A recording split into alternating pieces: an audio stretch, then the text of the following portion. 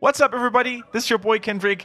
Welcome back to Heroes Hearth Warcraft 3, and we have a new series, a new show, kicking it off today with my good friend KiWiKaKi from Canada. It's great to have you on the show, Kiwi, and can you maybe just tell the viewers out there who you are and what you do, for those of you who may not be familiar with you? Yeah, sure. My name's KiWiKaKi. I've been competing in RTS game for a long time. I was playing Warcraft 3 and when it came out and competing. I was one of the best players in America. Mm-hmm. Then I got into poker, played a bunch of poker for a Nice. living. Still do that today a bit. And then I got into StarCraft 2, where I became a professional player. And now I'm back to Warcraft 3 again for Reforged. Very nice. That's great. So Kiwi, is a very good player and very a special player because he likes to do stuff a little bit differently than, the go-to meta. So oftentimes, I recently cast a game of you for this channel and I called you the mad scientist in a very positive way, just coming up with new builds, tinkering around and figuring out how to break the meta. Would you say that's your favorite thing about the game? Yeah, I like to find new builds. I think Orc has more potential than how people play it, so that's why that's what I try to figure out. Mm-hmm. So today we're going to be checking out one of your replays. You played against Johnny Cage, a very good human from Europe, and you met him on the ladder. And we have an Orc versus human matchup. Very cool matchup at the moment, especially when you're watching Kiwi, because he has always something special to bring to the table. Now, Kiwi will guide us through the replay. And I'm going to be asking some questions. We talk about build orders, fights, and how you do stuff. So hopefully it'll be very helping and very educational for you guys if you want to get a little bit better at Warcraft 3 with Reforged. Okay, so we have preloaded the replay. Hopefully we can unpause at the same time. So I'm counting down from 3 to 1, and we start at 1, okay? 3, All right. 2, 1, good. So Kiwi, talk us through how do you like to play against human as an Orc these days? First, I like to open a Farseer because it's the most reliable hero. You can harass and prevent the human from doing whatever he wants on the map. Yeah. You can harass non-stop. And I follow up with Headhunter opening every game. I think Headhunter is the key against human. Oh, yeah. I think grunts are pretty bad, I think, because once they're slowed, they don't do that much. Mm-hmm. So, and yeah, do you think there's any way for Blade Master still? Because it's still a very popular hero for many, right? I'm not a big fan of Blade Master at all against human. Maybe it can work, but I don't think it's the best. And also, it seems like other people think that way now, because everyone used to go Blade Master, and now everyone go Farseer. Yeah. So you open up with Headhunters, you build a very early War Mill before Barracks, actually. Now you build the Barracks. Why do you build the Barracks so far away from your main building? I built it at the choke right there, so if he attacks me, I can use a barrack as a shield and just micro around it. And also, if I creep the camp next to it, I can aggro the camp, and it also acts like a choke, so it's something that can be useful on some maps. Okay. Because with Headhunter, I'm usually safe against pressure. Humans cannot tower rush me or anything like that, so my barrack will never die because it's in the front. So this is particularly interesting and useful when you go for ranged units, right? You can use the building as some sort of shield in the front. Yeah, that's why. With grunts, it would be completely useless to do that. In fact, it would hinder you. Yeah. Now, something that I've noticed, I don't play Orc myself, but something that I see a lot of players with other races like Undead, Night Elf, humans, they like to go for burrows, which is oftentimes the weakest point in an Orc base. So how do you deal with early burrow harass, when Archmage comes in with a Water Elemental, for example? Yeah, with my build, I make an extra worker. I have 18 supply when I attack. Yeah. So I have a lot more wood than usual. Enough wood to handle harass. And sometimes I get spike barricade if I think there's gonna be a base race. So the footmen with defend will kill themselves attacking my burrows. And also because I have a war meal so fast, as soon as I'm tier 2, I upgrade fortify instantly. It's one of the first thing I do when I'm tier 2. Yeah. Get fortified burrows. Yeah, fortified burrow is so important. But yeah, the spikes are super curious because not a lot of people ever go for this upgrade, right? So Yeah. now you have a little bit of Farseer harass with your wolves. Now, your opponent goes for Blood Mage first. Do you encounter that a lot in ladder, or do you think that's a little bit special too? It's special. It's pretty rare. I've faced it a few times, but seems like he's trying something interesting against Farseer. He got the priest from the Merc, and now he can give mana to the priest and then dispel more wolves. Yeah. So it's pretty interesting, and also he's gonna have Flame Strike against my Headhunter. He knows how I play because it's not the first time we played. Ah. Flame Strike is actually pretty strong against Headhunters. It's the strongest AoE of all. So that's It's kind of very hard like, to you know, dodge. yeah, so he's got a special strategy prepared because he knows who you are and what you play. Yeah, probably. Seems like it. Pretty sick. Yeah, so he's using the Blood Mage as a mana station for the Shadow Priest. So you can actually see that here. That's some really good early experience for the Blood Mage. He's already level 2. Your Farseer hasn't really gotten any experience yet. So when your harass doesn't go so well in the early game, you know, I can imagine a lot of players just freaking out. You know, they're like, oh shit, I'm still level 1. I don't have anything. And his Blood Mage or his Archmage, whatever, is already level 2. So what is your mindset during these moments then? It's pretty much normal that the human will be level 2 while you're level 1. The goal of the harass is just to keep him at bay so he cannot creep more to get level 3. So I just stand around him to win time until I'm tier 2 because the power of the build comes once you have Alchemist second for Acid Bomb. You can do some power creeping or you can kill Footmen really easily. Once you have a critical amount of Headhunters and Alchemists is when you become really strong. So at the start of the game, I'm just winning time, delaying the game as much as possible. So you're delaying, you were trying to get the Shadow Priest, which Johnny Cage does a really good job at defending, you know, low HP, saves a Footman too. So yeah, the next power spike or the next stage of the game, I would say, with your strategy and the Headhunters would be the shield upgrade, right? When the Footmen they block up a lot more damage. What do you deal with those, or how do you deal with the shield upgrade? With Acid Bomb and Wolves. Acid Bomb and Wolves deals a lot of damage even to Footmen with Defend. And the Footmen with Defense are slow, so they cannot kill anything. So I think it's still good for me. Look like here, now I can creep this really easily and he cannot do anything about it. I can just Acid Bomb his Footman and he's gonna lose some. Yeah. Like, look now, he's not gonna kill anything with these Footmen. It's me who has the advantage at this point. So now I can steal this cam right in front of him and it doesn't matter. That's actually really sick because it takes a lot of micro, right, to turn shield on, shield off, shield on, shield off. It's very micro intensive. Yeah, and they, as I said, they're slow, so it's hard to micro them to attack me and kill anything.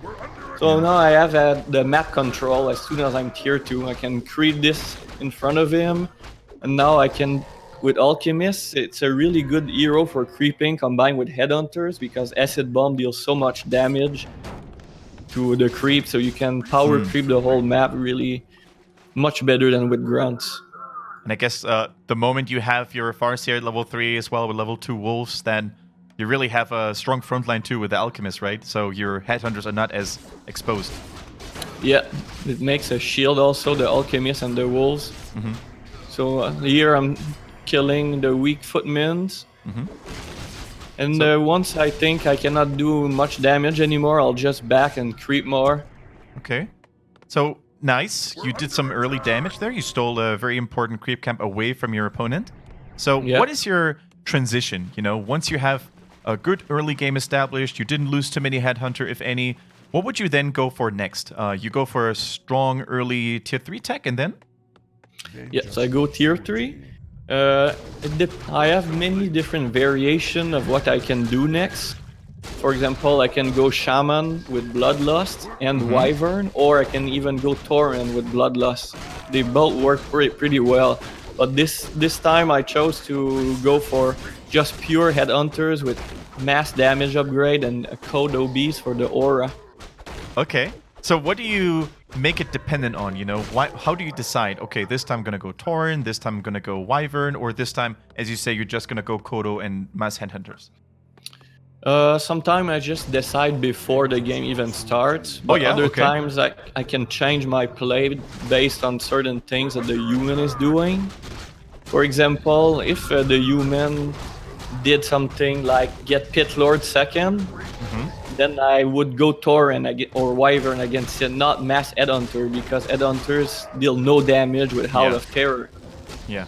So there's things like that I can change about my build, even though I open with Headhunter every game. So it's not like I'm doing the same thing every time. Do you think your build with the Headhunters and the Alchemist Farseer is countered by certain human heroes? Because, you know, Mountain King is oftentimes the dreaded nightmare of Orc players, you know, with strong collapse and stuff. So do you think it's also good against Mountain King, or do you sometimes see a hero and then you're like, oh shit, I have to adjust my build now? No, but usually humans either go Mountain King or Panda second, but I still win against both of them pretty easily, even with my build. So the only hero I would do something really different would be Pit Lord. Okay. So Mountain King or Panda are kind of similar. They do mass AoE with Clap and Breath of Fire, but that's why I get a Shadow Hunter third also. So I go for a mass healing build with Alchemist. So Alchemist is good in the early game for Acid Bomb, and in the late game for Healing Spray. So you're going double healer combo, you know, a Chain Heal with a Shadow Hunter and Healing Spray with the Alchemist. Yeah, so I try to counter their double AoE with double healing. Cool. Yeah, that's so sick, because Mountain King's Clap is so strong. You know, sometimes when they see your build, I can assume that they will go, and they have an Archmage, they go Blizzard maybe? You know, they retrain from Water Ellie to Blizzard? Yeah, Blizzard is pretty strong. You have to micro well against it. You have to try to dodge it and heal when all your units are low HP. Yeah. So here I made him TP because my army is much stronger than his right now. So at this point of the game now, I cannot kill him. So the goal is just to creep as much as possible, creep everything on the map. Yeah. And I'm stacking gold at 50 supply, and as you can see, I'm making a second barrack. Okay. So I'm gonna wait here to have about 600 gold and 2 extra burrow for 70 supply. Then I'm gonna start pumping demolishers. Oh. So demolishers deal so much damage with burning oil and +2 attack upgrade. It's a good addition to the Headhunters. They stay so it's like I have 3 lines of unit: the front line, the middle line, and the back line with demolishers. So, when do you usually go for the upgrades? Very early on, or how important are they? I start upgrading after my tier 3 starts. Okay. Once I upgraded to tier 3, now I start using my money to upgrade and get more units and Kodo Beasts. So here we have a team fight. Yeah, we see the Flame Strike coming in. Flame Strike is pretty sick here. Yeah. And then, of course, the Spellbreakers are a little bit annoying because they sap the mana away from your Alchemist. And now I use a Speed Scroll to try to focus on the Priest and Sorceress. Berserker are really strong. It one-shot casters almost. Oh, yeah. If you can get enough of them. And, of course... Yeah, go ahead. You Speed Scroll, try to get in the back line with your Headhunters, snipe a few things, and then back down. So now I'm still at 50 supply while he's at 42. And that's good for me. It means I can have more time to stack more gold. Yeah. So you want to stay at no upkeep for as long as possible. Yeah. So I want all my upgrades first and 600 gold to start producing units from 2 barracks. Because I want to get to 70 supply as fast as possible. Yeah. So there is another big fight. He takes over the wolves, right, with his Spellbreakers? Yeah. So I have to try to use wolves less now because I know he has control magic. Sometimes I forget and still use my wolves when I shouldn't. It's like a reflex, you know, you automatically press the button. Yeah. All right, cool. It's still good for creeping though, or scouting using the wolves. Yeah, they're not useless. That's good to know for sure. And Yeah. when they get level 3, they're even harder for him to take over because you can micro them so they stay invisible a little bit longer. Mm-hmm. So, if you said you would do a run by with your headhunters and try to snipe some casters if possible, do you just try to get the first caster possible, or do you prioritize, let's say, priests over sorceresses or sorcerers over priests? No, I just try to kill the closest ones. Okay. It doesn't really matter. Here, because I have an advantage, I start an expansion because I killed a bunch of units. So I'm gonna use this advantage to maybe try to get an expansion up. The flame strike is huge, man. So much damage, but Ouch. Yeah, he has level 5 blood mage now, so the flame strike is crazy. I think He's it going does solo hero, though, 300. right? What? He's going solo hero. No other hero next to him. Yeah, just solo hero for now. What I should have done this game was to go Wyvern next instead of Demolisher. Okay, so you would have gone Wyvern over Demolishers? Why is that? Because he doesn't have any anti-air at all. So if I went Wyvern instead of Demolishers here, it would have been an instant win. So that's something to think for the future games, because people think I'm gonna go Demolishers like that, so they just go Mass Casters with Blizzard, but then you can go Wyvern instead of Demolisher, and then he doesn't have any anti-air at all. Yeah. They're also easier to micro, you know. Demolishers are very slow. When they get slowed by the sorceresses too, they are actually easy kills sometimes. So it's good feedback on yourself, basically. That you say you would have preferred the Wind Riders over the Demolishers. Yeah, especially against Blood Mage like this, because he doesn't even have Water Elemental or not even a second hero, so he would have completely nothing to kill them. So it would have been a much easier game for me. Yeah, we look at the human base now. He wouldn't have even had a blacksmith, right? So even riflemen would have taken longer for him. Yeah. And even if he has like a couple riflemen, it's not like they're gonna kill the wyverns instantly. Oh, that's so cool. now he has an expansion on the side. I didn't know about it. I didn't scout it until a long time. So we both have an expansion up at this point. So yes, it's still a kind of even game. I still have a bit of an advantage though, because I had a good early game killing lots of units. He has a Tinker now too, so I assume he would go for rockets. Or maybe rocket and flame strike, so it gives him that extra second for the flame strike to deal damage. Ooh, that's actually pretty sick damage, but you focus the Tinker really well. Man, so much damage actually from Demolisher Focus Fire. Yeah, he died instantly there, level 1 hero. Yeah, pretty sick. So, ooh, another flame strike. Yeah, that actually got a Demolisher too. He pretty much killed almost 3 Demolisher in one flame strike. The fire, it hurts. But you got an expo going, so when you have the expo going, you can take more offensive traits, I guess, because you can reproduce faster. Yeah, but I thought also he didn't have an expansion. So that's why I'm being a lot aggressive here, trying to trade. So I should have scouted better with my wolves. Look here, he stole 2 more wolves, and that's another thing I forgot. Yeah. So the flame strike is so big at this point, so huge, and even the hero damage is insane. So he's doing a really good job with the sorceresses and the flame strikes. So when humans, they usually go for spellbreakers sooner or later, and you said earlier that in your build you sometimes like to go bloodlust. Do you never go bloodlust when you see spellbreakers, or can you still do it? No, you can still do it because bloodlust is cheap and it doesn't have a cooldown, so you can have so much bloodlust that the spellbreakers cannot get all of it. And also, if they have only spellbreakers and casters, even if they steal the bloodlust, it doesn't matter that much because there's no unit that the bloodlust will be on that is really useful. Yeah. It's not classic ROC days anymore where it was cast of wars with piercing damage, so... Yeah. Yeah. Okay, man. So, yeah, your expansion is up. You had the peons a little bit too long, I feel, in the burrow. So a little bit of income. So Burning Oil still deals damage onto Spellbreakers, right? Because it doesn't count as a spell. Yeah, it does. It does a few damage. It's not that big of a deal. I think it's like 20 damage, burning oil or something. It's not that big, but it adds up combined with all the damage you already have. Yeah, it's something, you know. Oh, now nice hex.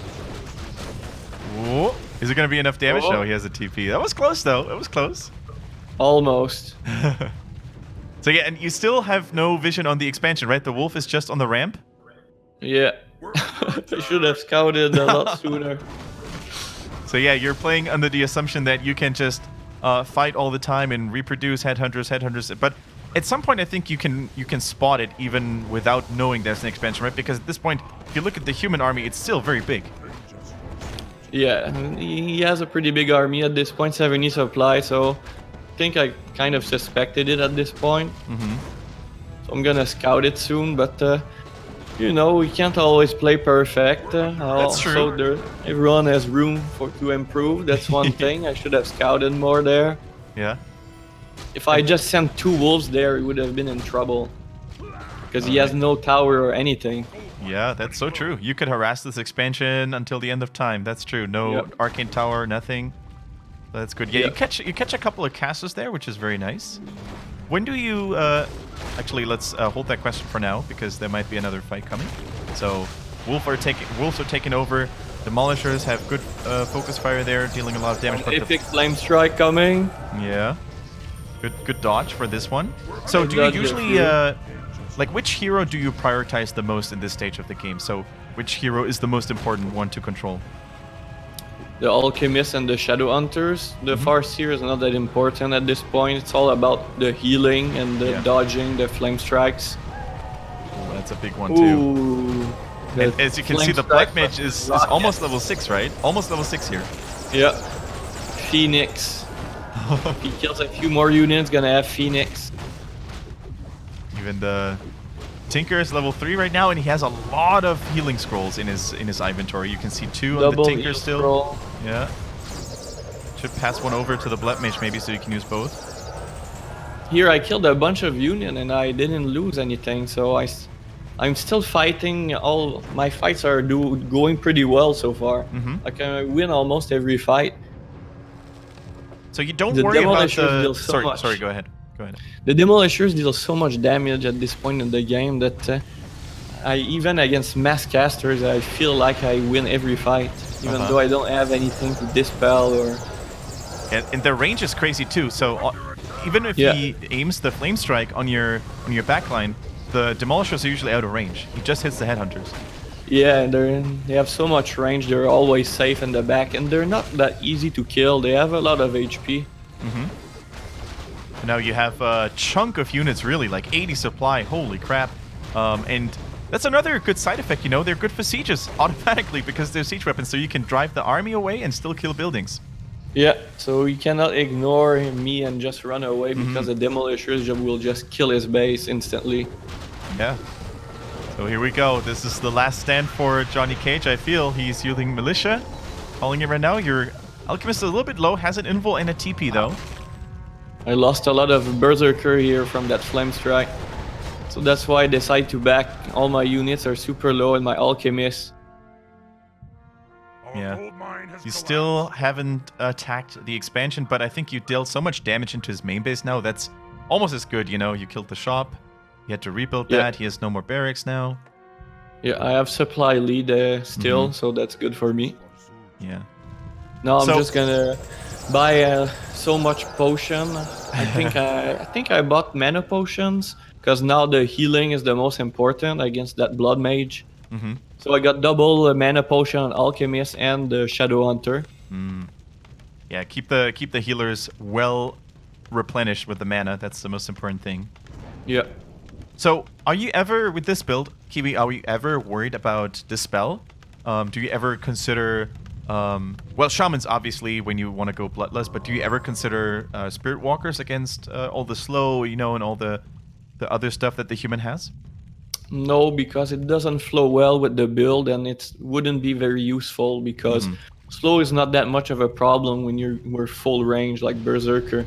If he makes too many Sorceress, it's going to be bad for him. Okay. Because Berserker don't really care about slow, and especially Demolishers, like they're in the back line, they'll never be slowed. Cool. So here we have a Phoenix in the play now. Yeah. One of the coolest Now units, it's gonna man. die and resurrect. Yeah, it'll be back soon, and you can't really reach it at the moment, so Yeah. it could be worth a try. He does to snipe it with demolishers, but it's a risky too. You need to focus on the important stuff. It's So a bit far away. yeah, nice concave now, really, like spreading out the headhunters. Do you use several control groups for them? No, all my headhunters are in one control group. I move them manually to spread them around. Nice. Well, It's now the Phoenix. Look at the Phoenix killing my demolishers. so much damage. Holy crap.